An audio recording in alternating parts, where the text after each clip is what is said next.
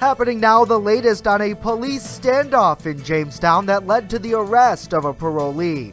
And a deceptively dangerous roadway in Chautauqua County. It's making the news following two serious motor vehicle crashes. Plus, a local educator receiving recognition today for his charitable efforts. Live and on demand, this is WNY News Now. And thank you for joining us for WNY News Now. I'm Justin Gould. Those stories and more are coming up. But first, albeit a brief period, a winter weather storm on the way today. Let's start with Chief Weather Forecaster Andrew Stevenson, who's joining us live at the top of the show here, Andrew. And it seems like this is another repeat of what we saw last week, where we could have some freezing rain, some regular rain, and winter snow, depending on where you are. Yeah, a little mix of everything. The National Weather Service in Buffalo has issued a winter weather advisory for the southern Allegheny, Southern Erie, and Wyoming County that will go into effect at 1 p.m. in about an hour and goes until 6 a.m. tomorrow morning. So let's take a look at the weather impacts. Not really a big impactful storm with more impacts the farther east you go. Snowfall totals will range in anywhere from 2 to 4 inches. Again, the farther east you go, we could see a couple tenths of an inch of ice, mainly across the interior portions of the southern tier, and wind gusts will also be gusting between 30 and 40 miles per hour during this time. Mainly across western areas will be more of a rain event, but the farther east you go, you get more into the wintry mix of precipitation and more snowfall the farther east you go. So travel may be a little slippery this afternoon and into the evening. So through the rest of the afternoon out there, we got some sunshine out there right now, but clouds will be on the increase through the afternoon, and then we get into that rain and wet snow showers through the afternoon and into the overnight period. Highs today will range from the lower 30s to the mid 30s across the region. I'll have a look at the full forecast coming up in just a few minutes. All right, Andrew, we'll see you back in a little bit later on. And be sure to stay up to date with the latest First Defense weather forecast anytime, anywhere by downloading our free WNY News Now mobile app. A Jamestown man on parole for attempted murder and assault is back in custody following a dispute and subsequent police standoff on Sunday. Officers with the Jamestown Police Department responded to the Cameo Apartments on East 5th Street around 10:30 in the morning for a person with a weapon. Police said the suspect, later identified as Isaiah Pearsons, got into several altercations with tenants and the landlord of that building.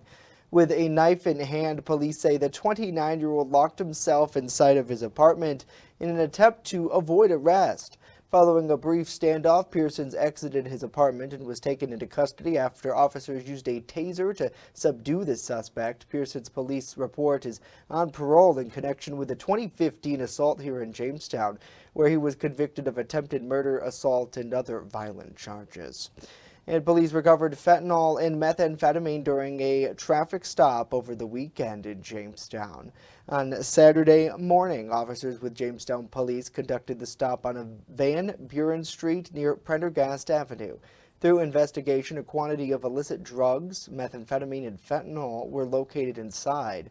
Joshua Waygood, Diamond Carlson, and Rebecca Blue were arrested. They face several drug charges. Well, residents are expressing concerns about a stretch of roadway here in Chautauqua County following two separate accidents in just 2 days apart. Our Bronson Rasmussen joins us live in the newsroom today with more on the statistics behind this thoroughfare and just how dangerous this roadway might be, Bronson. Well, Justin, generally there are around 10 vehicle crashes on Baker Street Extension in the town of Bust each year. This equates to an incident about once every 1.2 months. Now, we spoke with Chautauqua County Sheriff Jim Quattrone, who's now stressing the importance of safe driving. In roads like Baker Street are sometimes deceptive. So when you're at the intersection and you're getting ready to cross or make a turn, you may see the cars coming, and sometimes it is difficult to judge the speed. According to the sheriff, there are a slew of different reasons for the string of reported collisions. Being that Cummins engine is on that road, there is quite a bit of traffic on the highway, and the majority of the crashes are involving animals or minor property damage It's A major contributing factor could be distracted driving, an obstacle the sheriff's office deals with daily. when we get familiar with an area, we tend to forget what the speed limits are, or we get again distracted mentally at times, where we're thinking about the next thing that's going to be going on. In the end, driving safely can avert future incidents. Quite honestly, I think any crash is preventable, and we really have to work at that. Whether that's people being distracted, on cell phones, and it's not just cell phones. There's a lot of things that are going on in cars that distract people.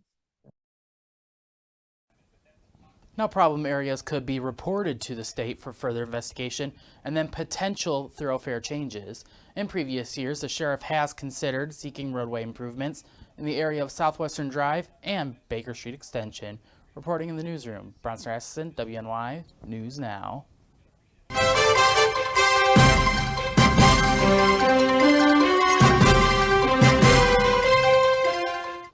The ballot for this fall's local elections here in Jamestown is taking shape, with both Democrats and Republicans announcing their candidate endorsements. This year, Jamestown mayor, city council, city court judge, and local reps for Chautauqua County's legislature are on the ballot. Among the top races for Jamestown City Council is Ward 3, where Democrat incumbent Regina Brackman will face off with Republican Robert Reedy in a rematch of years past. In the race for Ward 4, Democrat Marie Karuba is seeking re-election, with Republican Joseph Paternity looking to gain voters' trust.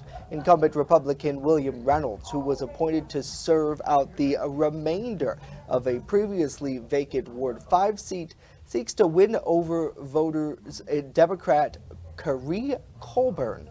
Andrew Faulkner, the incumbent Republican from Ward 6, will face off with Democrat Vanessa Weinert, who previously served as a city council at large in years past.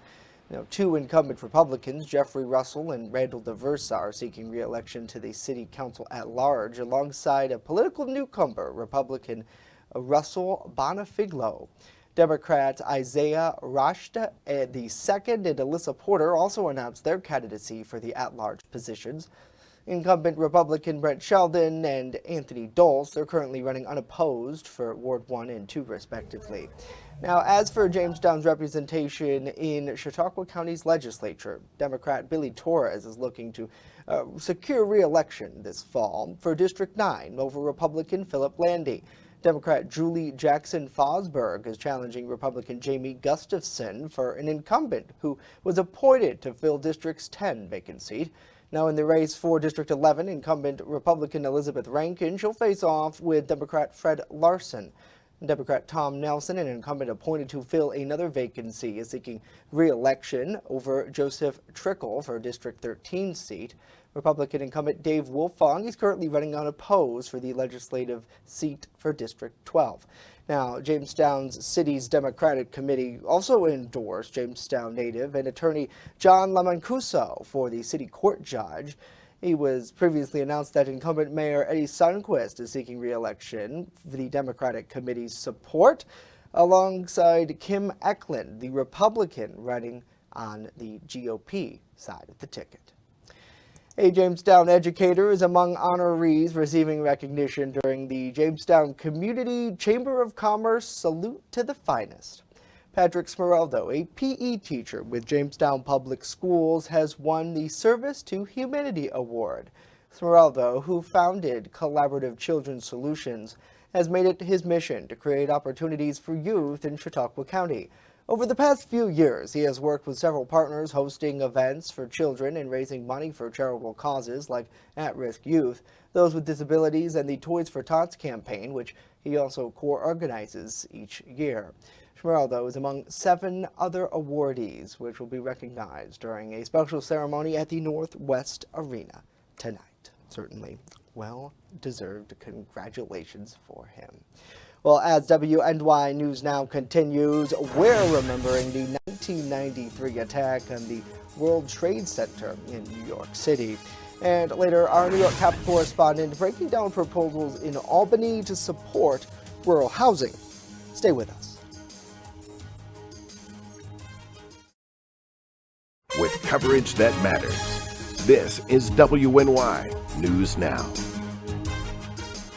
EagleZip.com is your local one-stop shop for all of your home and business computer needs. Located on Fluvan Avenue Extension, just outside of Jamestown, EagleZip.com sells and services all brands of desktops and laptops, as well as servers and network equipment for your business. All new computer sales include transferring your data from your old computer plus a 2-year warranty. Call EagleZip.com today. Stop by EagleZip.com today and let us make computers easy for you.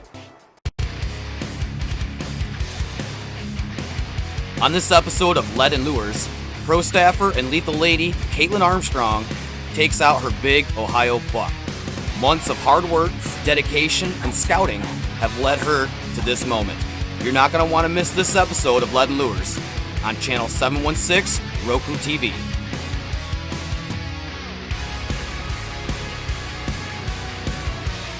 And if you want to see more of Caitlin Armstrong, follow her on YouTube, TikTok, and Instagram.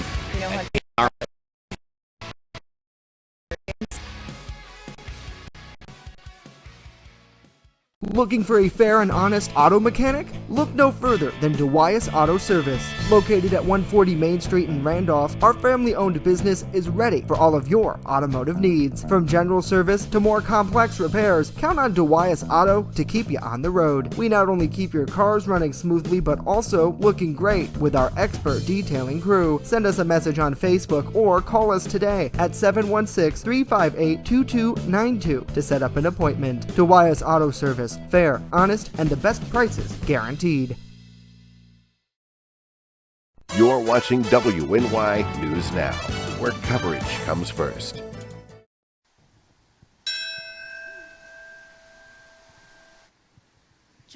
Sunday marked the 30th anniversary of the first terrorist attack on the World Trade Center in 1993 that killed 6 people, including a pregnant woman, and injured more than 1,000 others.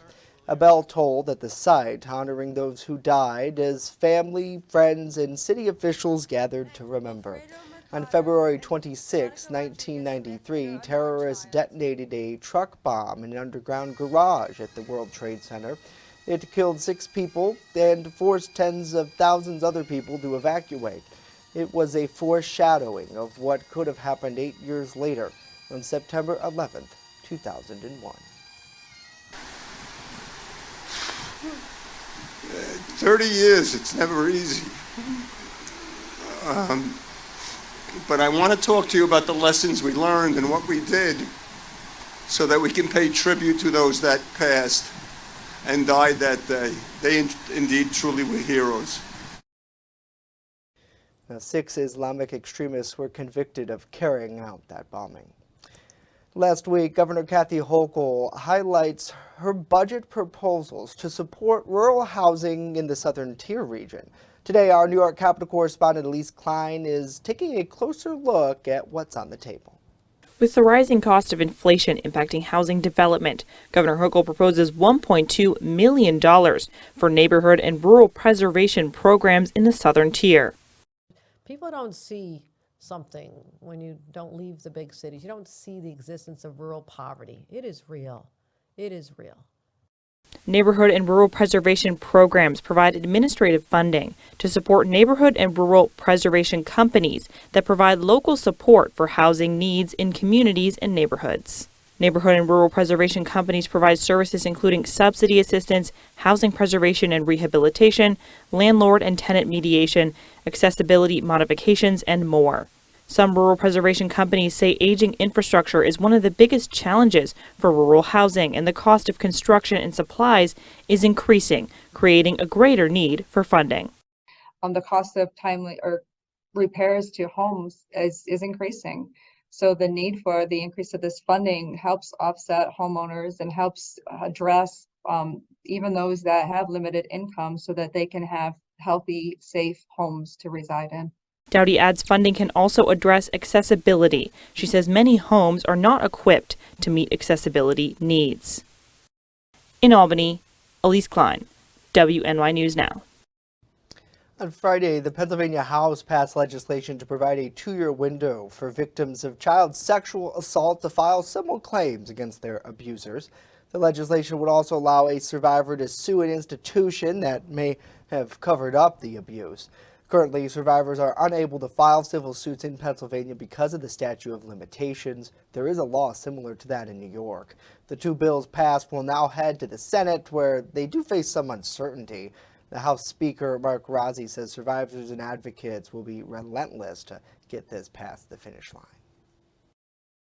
They plan on putting tons of pressure on that side of the aisle over there on the Senate, and we're going to do everything we can along with the governor to try to get them just to simply do their job and support victims. That's it. House lawmakers who oppose the legislation say they're concerned about a lack of sovereign immunity. The Senate returns to Harrisburg today. Well, zoo officials say they found something strange inside of the alligator that was rescued from a New York City lake. City Parks and Rec workers rescued this alligator from Brooklyn's Prospect Park after someone spotted it in their lake last week. Officials say the 4-foot gator was in poor condition, lethargic, and possibly in shock due to the cold weather. While staff caring for the alligator, they say that X-ray you just saw there revealed it had adjusted a 4-inch wide bathtub stopper. No wonder he wasn't feeling good. Zoo officials say they'll continue to care for this gator and determine next steps to possibly remove the stopper based on how she is responding to treatment. It's unclear how long the gator was in the lake or even how she came to New York. Certainly, hopefully, she can feel better and find a better home. Coming up, we're checking some national headlines, and that includes the latest report on originated from, why a lab leak now is more likely than ever. And later, we're looking at a new program that's celebrating black culture across New York State. Stay with us. Andrew's weather forecast is first after this. With coverage that matters, this is WNY News Now. Have you ever wanted to live out your dreams?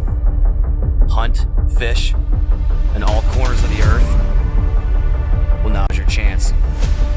Follow Primitive Patriot Outdoors as we live out our dreams and show you how to live out yours through outdoor adventures. From Western New York to Africa to all corners of the earth, follow us on this adventure. It's an experience you've never seen before. Lead and Lures, Roku TV, Channel 716. Slow down. Slow down and move over. Move over. When you see signs, Lights. Vests. please give us some room. Slow down. Slow down and move over. When you need help, It's our job To help you. to save you. despite the danger. This danger is real. Do your part. Please Slow down. Slow down. And move over. move over. Fast, accurate, and every day. First Defense Weather. Welcome back to WNY News Now. Currently in downtown Jamestown, we got some sunshine out there. The current temperature is 35 degrees at the Jamestown Airport with a southeast wind of 10 miles per hour. That's making it feel like 27 degrees out there. The almanac for yesterday, the high was 38 degrees, which is also the average for this time of year. The low was 21, and the record high for today, 66, set back in 2000, and the record low, negative 14, set back in 1990.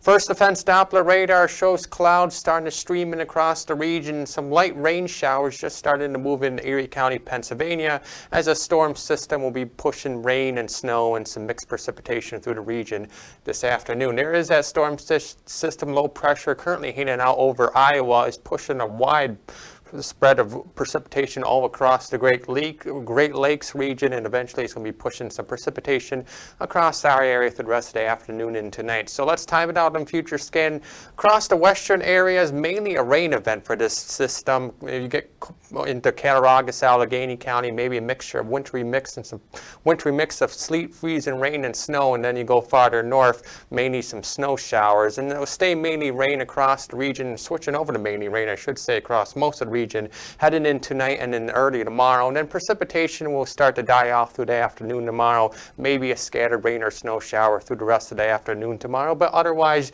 should be a cloudy day across the region. And a high pressure will begin to build in the region by the time Wednesday rolls around, and we should have a mainly dry day on Wednesday with partly sunny skies, and temperatures on Wednesday might be making it into the mid-50s again. So here's a look at snowfall totals through Wednesday morning across western New York. The western portions of the region, we're not really expecting anything. You get over into Cattaraugus County, maybe 1 to 2 inches, and then you go farther out to the east, maybe upwards of 2 to 4 inches of snow possible. And now the next 7 days from Ultimate Satellite Solutions. Again on Wednesday, it looks like we're feeling like spring again on Wednesday with partly sunny skies and temperatures in the 50s. We'll bring in a chance for a few rain showers on Thursday, and then another complex storm system will try to impact the region on Friday. It all depends where high pressure ends up being. There's a high pressure that's going to be across the north to our north on Friday. If it moves farther to the north, that's going to allow that system to the south, bring in more precipitation on Friday. But if that high pressure is stronger and stays across more, so our region, it's going to allow the system to move farther up to our north. So it all depends on where that high pressure ends up on Friday, but it should stay dry as we head into the weekend. And so the deja vu forecast continues, Andrew. These ups and downs. Thank you very much, sir. Well, let's get some headlines from across the nation now. The Department of Energy says the COVID-19 pandemic most likely came from a laboratory leak in China. U.S. government officials have been divided over whether the pandemic was caused by a Chinese lab leak or emerged naturally from the wild. A senior U.S. intelligence official told the Wall Street Journal that new information caused the department to make an updated assessment. The intelligence community has noted repeatedly that a lack of cooperation from Beijing has made it difficult to get to the bottom of the question of where COVID actually came from. The assessment comes as Republicans on Capitol Hill have been pushing for further investigations into a lab leak theory. And President Joe Biden has put resources into getting to the bottom of where the pandemic started as well. Well, health concerns and fears linger among residents of East Palestine, Ohio, following a toxic train derailment more than 3 weeks ago now. Federal teams are conducting health surveys in the area, ordered by President Joe Biden himself, who is also responding to criticism about not visiting the crash site directly. Isabel Rosales has more for us. The cleanup and removal of contaminated soil continues from the site of the train derailment in East Palestine, Ohio, from February 3rd. The U.S. Environmental Agency is assuring residents that all the toxic waste will be disposed of in a, quote, safe and lawful manner at EPA-certified facilities. One thing that's been made clear to me is that everyone wants this contamination gone from the community. They don't want the worry, and they don't want the smell.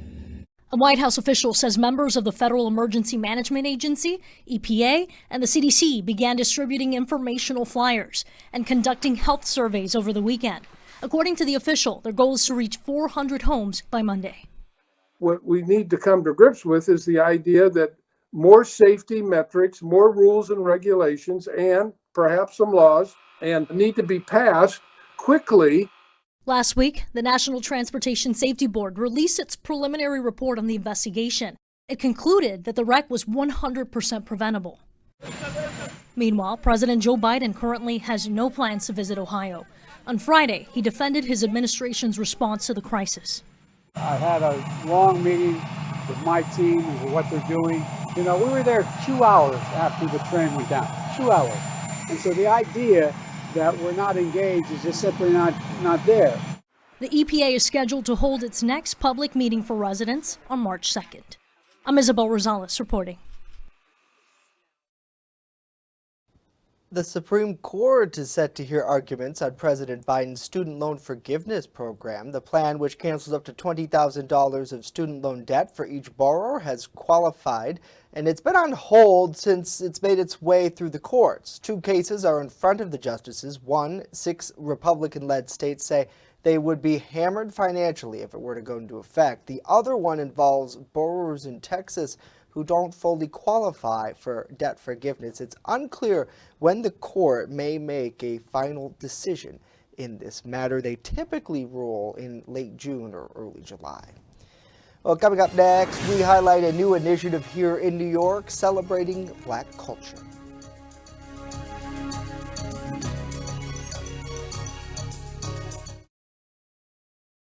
You're watching WNY News Now, where coverage comes first. WNY News Now is covering stories that matter to you. Police and other local law enforcement agencies are looking for the person responsible for a shooting. One of the benefits of this new feature is it not only works with the newer parking meters that the city's been rolling out, but these traditional meters as well. From muddy trails to slick cliff edges to structures that have fallen into disrepair, these are just some of the problems that this park faces. WNY News Now, where coverage comes first.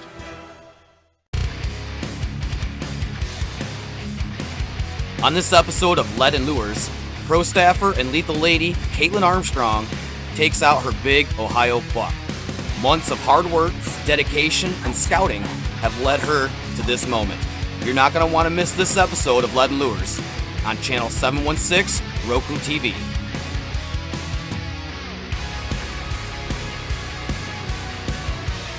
And if you want to see more of Caitlin Armstrong, follow her on YouTube, TikTok, and Instagram. You know, hunting Caitlin on Armstrong. private land has been quite the experience.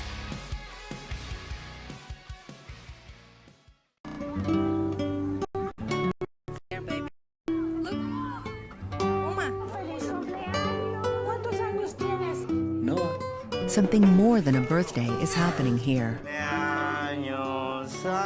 Once you can see it, you can help. The sooner you recognize the signs of autism, the sooner you can make a lifetime of difference for your child.